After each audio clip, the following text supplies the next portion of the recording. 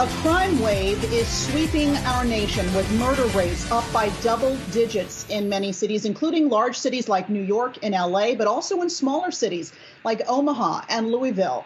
Bill Bratton has served as police commissioner of New York, Los Angeles, and Boston, and he is out with a new book. It's called The Profession, a memoir of community, race, and the art of policing in America. And we are delighted to have Commissioner Bratton here with us today. Commissioner, always good to see you. This book is certainly very timely, right? There has been this intense backlash against the police in the wake of the George Floyd murder.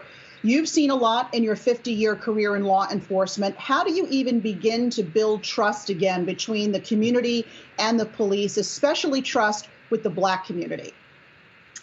It will not be easy because we've lost so much of it. In many respects, and I talk about this in the book, it takes me back to the 1970s when there was also a great deal of mistrust of American police. And over the years, we got a lot of it back, even in the Black community. But the events around the death of Mr. Floyd have really set things back dramatically. Good news is that it can be regained, and the George Floyd bill that's working its way through Congress, if it ever gets out of Congress, might be, particularly for the Black community, a significant first step in building trust with their police forces once again. It's going to take a lot of hard work, and I talk about it a lot in the book. The book is a combination of leadership, history, and things that have worked and things that didn't work. So it's very timely. And my co-author and I, Peter Knobler, spent 4 years putting it together, but I think it's a good read. So what are some of the keys to better policing as you see it? There's been a lot of conversation around police reform, calls to defund the police, for example, but also a lot of calls to increase funding around some other social issues that perhaps the police shouldn't have to deal with, like dealing with folks with mental illness or the homeless population.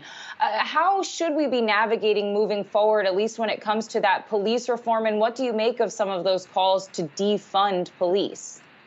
This is where it's important to understand the history of the last 50 years, because we're repeating many of the same mistakes of the 70s. We deinstitutionalized the mental illness institutions, put those people out in the street, created the homeless population. We depoliced, we reduced the size of police forces in the 70s as crime was beginning to grow. We decriminalized, basically took away a lot of the tools the police had to work with. We're seeing some repeat of that now in the calls for defunding the police. The idea for some people is take money away from the police and deal with the emotionally ill, deal with the narcotics disabled, deal with many of the other societal ills that society has not figured out how to deal with. Myself, I'm skeptical that money is going to be allocated in sufficient amounts to deal with those issues. So I think the police are going to end up still being the safety net for some time to come. As we fail dealing with emotionally ill, with the homeless, with the drug epidemics, police ended up being the safety net as everything ended up being dumped into the laps of the police. And that's where we get into so much trouble because we don't have the current funding, the current staffing to be able to successfully deal with those issues that we do pretty well, all things considered, but we were never designed to deal with the scope, scale, and intricacy of the societal problems of today. Commissioner, we know that rising crime is a major issue in cities across the country. It's a major issue in the New York mayor race, which is taking place right now. As the former police commissioner of New York, you have a unique perspective there. You're also a resident of the city. What would you like to see the next mayor of New York City do?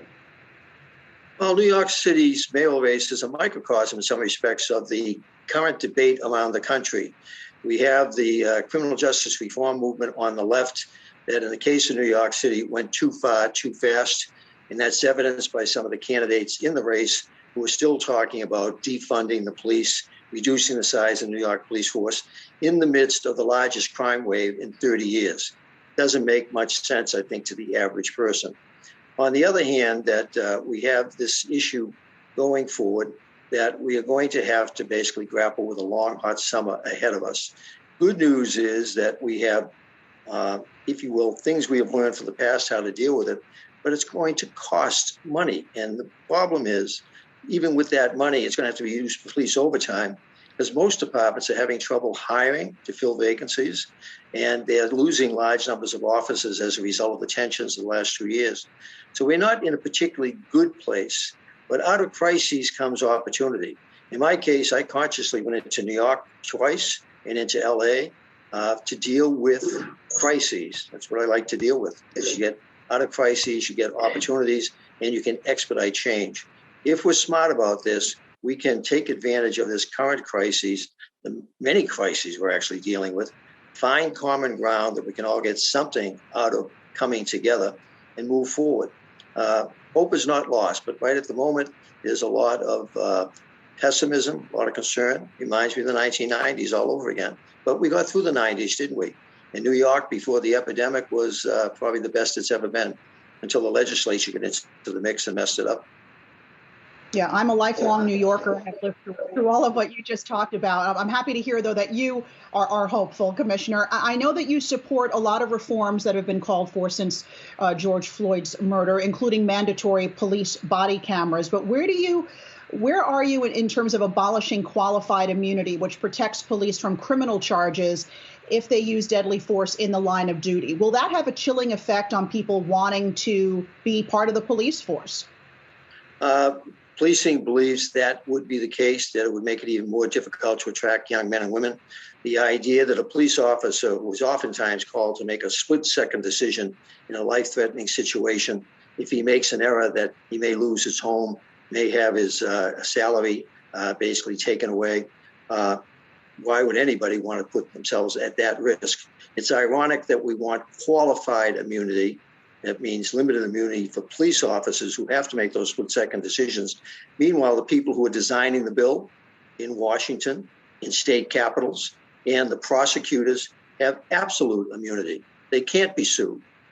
The scales of justice are a little out of balance when you look at that. Can qualified immunity, as it's currently structured, be changed? I think so. But to do away with it, it would not be fair to police officers who are expected to make split-second decisions.